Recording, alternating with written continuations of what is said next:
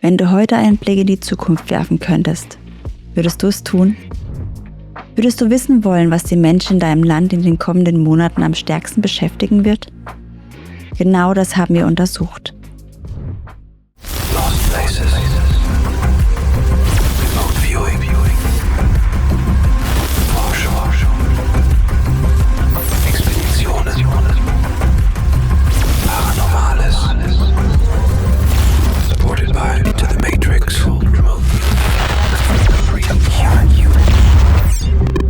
The True Human Show.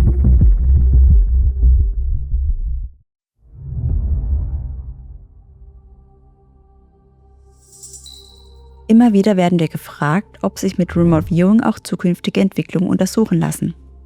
Diese Frage ist verständlich. Viele Menschen spüren, dass sich etwas verändert. Nachrichten wirken oft wie eine Kette aus Krisen. Krieg in Europa, Spannungen zwischen Machtblöcken, wirtschaftliche Unsicherheit, steigende Kosten, Migration, Energiefragen, Vertrauensverlust in Politik und Institutionen und dazu kommt ein Gefühl, das schwerer zu greifen ist. Viele Menschen merken, dass die alte Normalität nicht mehr so stabil wirkt wie früher. Dinge, die lange selbstverständlich waren, erscheinen plötzlich verhandelbar. Sicherheit, Wohlstand, Versorgung, Frieden, politische Ordnung. Genau an diesem Punkt setzt dieses Projekt an. Es geht nicht darum, Angst zu erzeugen. Es geht auch nicht darum, fertige Gewissheiten zu verkaufen. Es geht darum, mit einer klaren Fragestellung auf die nächste Zeit zu blicken und anschließend sauber zu prüfen, welche Muster in den Daten auftauchen. Dieses Projekt betrifft nicht nur Österreich. Österreich ist der erste Teil einer größeren Reihe. Und in dieser Reihe betrachten wir verschiedene Länder und arbeiten jeweils mit derselben Grundfrage. Welches Ereignis wird die jeweilige Bevölkerung innerhalb des kommenden Jahres am stärksten prägen? Wir schauen bewusst nicht 10 oder 20 Jahre in die Zukunft. Der Zeitraum liegt bei ungefähr 12 Monaten. Das hat einen einfachen Grund. Je weiter man in die Zukunft blickt, desto mehr mögliche Entwicklungen entstehen. Entscheidungen verändern Wahrscheinlichkeiten, Ereignisse können sich gegenseitig überlagern. Ein Zeitraum von etwa einem Jahr ist noch immer anspruchsvoll, aber greifbarer.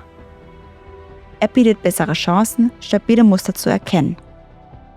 Und heute beginnen wir mit Österreich. Österreich ist ein interessantes Land für ein solches Projekt. Es gilt als stabil, wohlhabend und gut organisiert.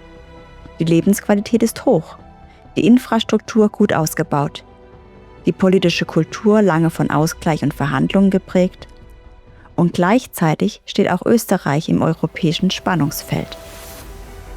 Wirtschaftlich gehört Österreich weiterhin zu den stärksten Ländern Europas.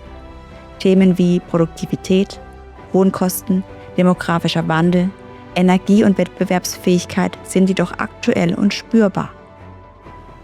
Auch die Stimmung in der Bevölkerung ist gemischt. Viele Menschen schätzen die Stabilität des Landes. Gleichzeitig gibt es Sorgen über Preise, Sicherheit, Migration, wirtschaftliche Entwicklung, geopolitische Konflikte und die Zukunft Europas. Vor diesem Hintergrund wurde die Frage gestellt, welches Ereignis wird Österreich innerhalb des kommenden Jahres am stärksten prägen? Die Viewer arbeiteten unabhängig voneinander. Die Sessions wurden nicht während der Arbeit miteinander verglichen und niemand hatte Zugriff auf die Daten der anderen. Erst nachdem alle Sessions vorlagen, begann die Analyse. Und dort zeigte sich etwas, das zunächst nicht zu den Erwartungen passte. Bei dieser Fragestellung hätte vieles naheliegen können. Politische Krisen, Regierungsfragen, wirtschaftliche Entwicklung, Migration, internationale Konflikte oder soziale Spannungen.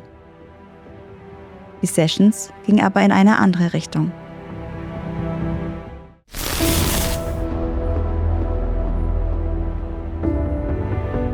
Immer wieder tauchten verborgene Orte auf, abgeschirmte Bereiche, Wasser, Energie, Kontrolle, Vorgänge im Hintergrund.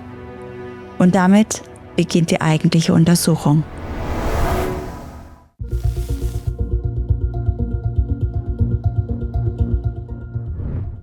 Die erste Session beginnt mit einem großen abgegrenzten Bereich.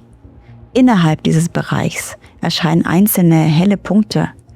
Sie liegen voneinander entfernt, stehen aber trotzdem in Beziehung zueinander. Es wirkt wie ein größeres Feld, in dem verschiedene Einzelteile miteinander verbunden sind. Das ist noch kein klassisches Ereignisbild, keine Menschenmenge, keine politische Bühne, kein sichtbarer Konflikt. Eher entsteht der Eindruck eines Systems oder Zusammenhangs, der aus mehreren Teilen besteht. Doch dann kommt Bewegung hinein. Etwas entwickelt sich, etwas öffnet sich, etwas kommt zum Vorschein. Der Vorgang wirkt, als würde ein verborgener Inhalt langsam sichtbar werden. Ein Bild in der Session beschreibt es wie eine Knospe, die sich öffnet. Vorher ist etwas im Inneren verborgen und dann wird es sichtbar.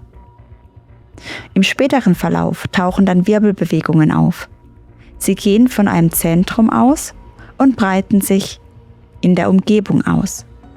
Und dazu kommt der Eindruck von Aussendung oder Übertragung. Damit verändert sich die Qualität der Session. Es scheint nicht nur an einem Ort etwas zu geschehen, etwas wird weitergegeben, etwas breitet sich aus, etwas erreicht andere Punkte. Und gegen Ende erscheint eine öffentliche Ebene. Es wirkt, als würde über den Vorgang berichtet werden. Menschen beobachten, was geschieht. Die Stimmung ist nicht panisch, eher aufmerksam, teilweise besorgt, aber nicht kopflos. Und zurück bleibt vor allem Information. Etwas wird erkannt, etwas wird offengelegt, etwas ist danach nicht mehr so verborgen wie vorher. Für sich allein genommen ist diese Session schwer einzuordnen. Sie wirkt teilweise abstrakt und gleichzeitig enthält sie Motive, die später wichtig werden. Entwicklung, Zentrum, Ausbreitung, Sendung, Beobachtung und neue Informationen. Die zweite Session ist deutlich körperlicher. Hier wird eine Erhöhung beschrieben, ein fester Untergrund und eine Einwirkung von außen. Ein Vorgang beginnt langsam und wird später schneller. Hinter einer äußeren Fläche befindet sich Lebewesen oder Einheiten, die zunächst nicht sichtbar sind. Etwas wirkt auf diese Außenfläche ein. Und dann kommt eine grobe, kraftvolle Energie ins Bild. Der Eindruck erinnert an einen Windstoß und gleichzeitig tauchen Wasser, Spritzer und bewegte Elemente auf. Und besonders auffällig sind rotierende Bewegungen. Mehrere Objekte oder Kräfte bewegen sich spiralförmig in Richtung Untergrund. Sie dringen ein. Und die Einwirkung ist kräftig und scheint kaum aufzuhalten zu sein. Der Ablauf zeigt eine klare Entwicklung. Zuerst verdichtet sich etwas. Die Atmosphäre wird schwerer, dunkler, dichter. Und dann bricht etwas auf. Teilchen fliegen umher oder werden herausgelöst. Und danach kehrt Ruhe ein. Aber es bleibt Unordnung zurück. Die Umgebung wirkt natürlich, felsig, sandig und ein wenig grün, abgelegen und Wasser liegt in der Nähe. Das Ereignis selbst scheint auf festem Untergrund stattzufinden.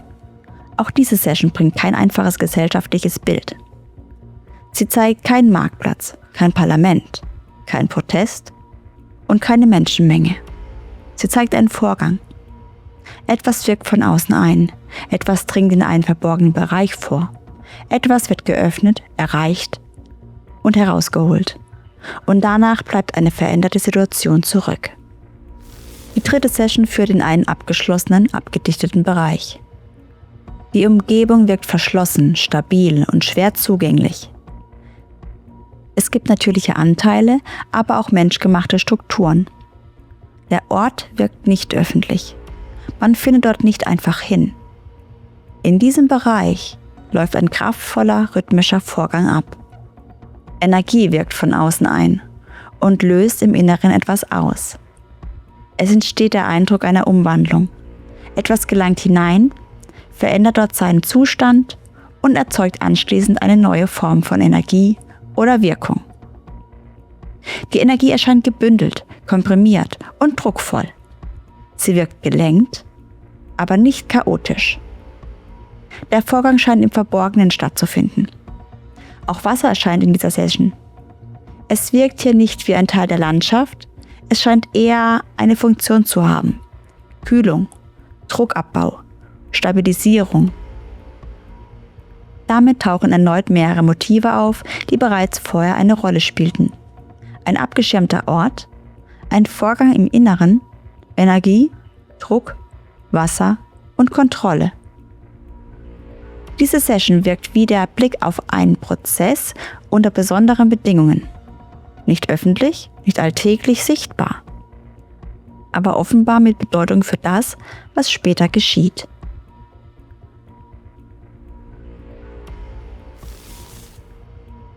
Die 4. Session führt diese Spur weiter.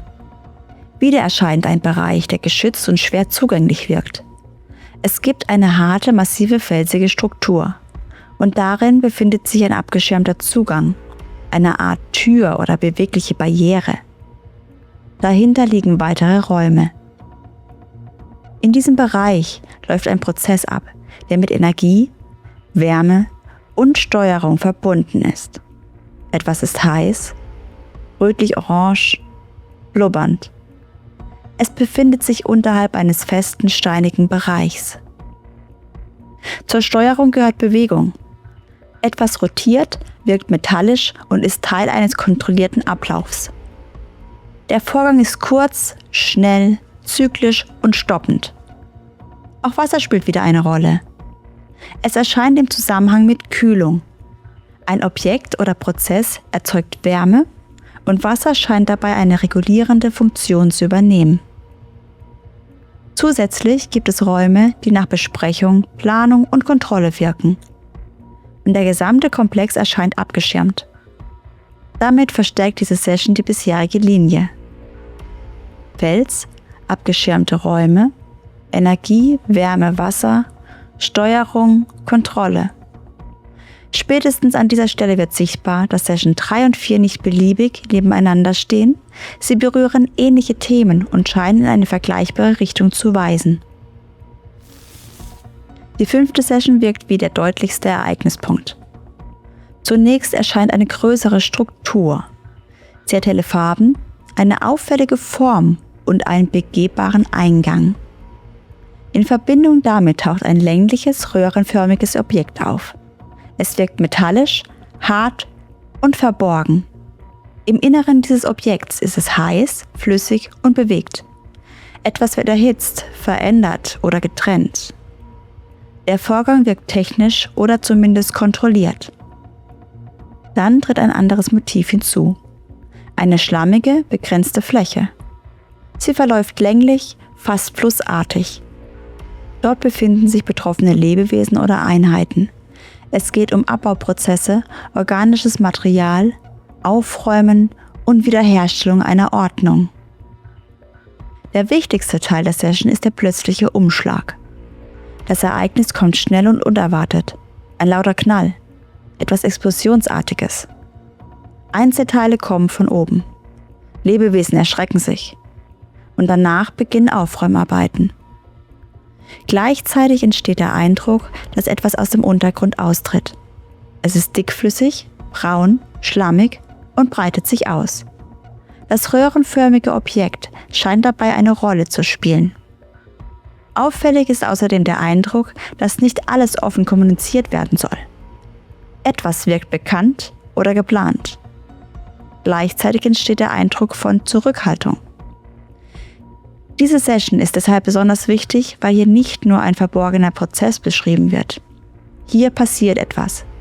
Es gibt einen Bruch und Folgen und Reaktionen. Wenn man nach einem eigentlichen Ereignispunkt sucht, liegt er in dieser Session am deutlichsten. Die 6. Session wechselt stärker auf die Ebene von Menschen, Ordnung und Reaktion. Zu Beginn wird eine geheime Instruktion beschrieben. Hier erscheint eine Instanz, die Anweisungen gibt oder Einfluss nimmt.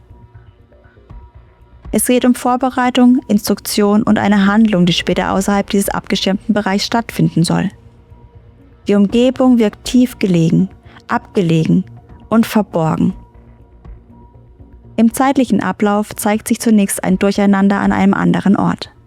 Und dann beginnt Ordnung zu entstehen. Menschen oder Gruppen sammeln sich, richten sich aus und wirken am Ende synchronisiert. Diese Session beschreibt weniger den eigentlichen Vorgang selbst.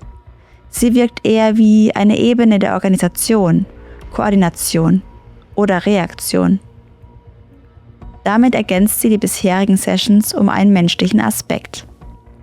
Nachdem etwas vorbereitet wurde oder geschehen ist, entsteht eine Form von Ordnung, Menschen reagieren, werden angeleitet oder auf eine gemeinsame Linie gebracht. In Verbindung mit den vorherigen Sessions könnte das eine Phase nach einem Ereignis beschreiben: sortieren, einordnen, kommunizieren, steuern. Oder es ist eine Phase während eines Ereignisses.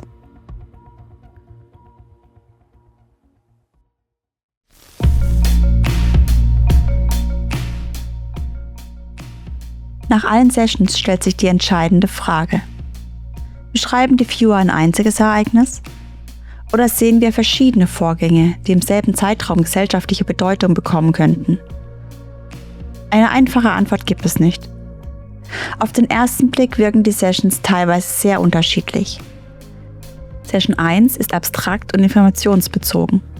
Session 2 beschreibt Bewegung, Rotation, Wasser und Untergrund.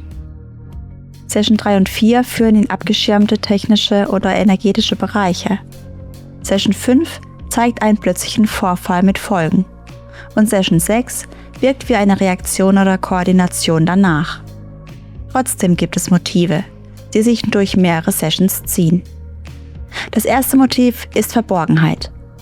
Mehrere Viewer beschreiben Orte oder Vorgänge, die nicht offen zugänglich sind. Abgeschirmte Bereiche, Untergrund, Fels, Räume, die nicht für die Öffentlichkeit bestimmt wirken. Das zweite Motiv ist Energie. Immer wieder taucht eine Kraft auf, die etwas auslöst, verändert oder in Gang setzt. Mal als Wirbel, mal als Druck, mal als Umwandlung, mal als Prozess im Inneren einer Struktur. Das dritte Motiv ist Wasser. Wasser erscheint in mehreren Sessions. Manchmal als Landschaft, manchmal als Kühlung, manchmal als bewegtes oder austretendes Element. Es wirkt nicht immer gleich, bleibt aber auffällig präsent. Das vierte Motiv ist Kontrolle, Steuerung, Überwachung, Anweisung, Ordnung. Abgeschirmte Räume und kontrollierte Abläufe tauchen immer wieder auf. Das fünfte Motiv ist Öffentlichkeit. Und dieses Motiv ist seltener, aber wichtig. Session 1 enthält die Ebene von Bekanntgabe, Beobachtung und Information. Session 5 enthält den Eindruck, dass nicht alles offen kommuniziert wird. Und Session 6 könnte den Umgang mit einer Situation zeigen. Daraus entsteht eine Arbeitshypothese. Die Viewer haben möglicherweise nicht direkt das gesellschaftliche Ereignis gesehen, sondern verschiedene Ebenen einer Entwicklung. Eine Ursache, ein Ort, ein Prozess, ein Vorfall und die spätere Reaktion darauf. Wenn diese Leseart stimmt, dann entsteht die gesellschaftliche Bedeutung nicht am verborgenen Ort selbst, sie entsteht dadurch, dass ein Vorgang sichtbar wird, Folgen hat oder erklärt werden muss. Das ist keine sichere Aussage. Es ist der derzeit sauberste Weg, die Daten zusammenzubringen, ohne sie in eine feste Geschichte zu zwingen.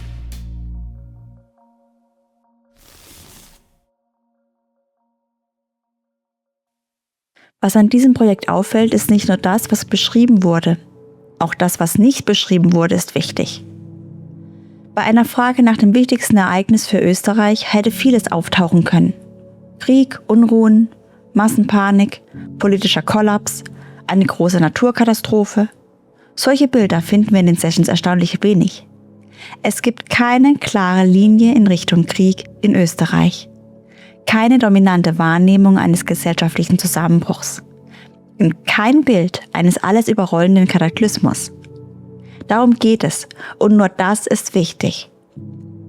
Viele Menschen haben heute Angst vor der Zukunft. Sie spüren, dass sich etwas verändert. Sie sehen die Nachrichten, sie sehen Konflikte, Preise, politische Spannungen und das Gefühl, dass alte Sicherheiten brüchiger werden. Und gerade deshalb machen wir solche Projekte.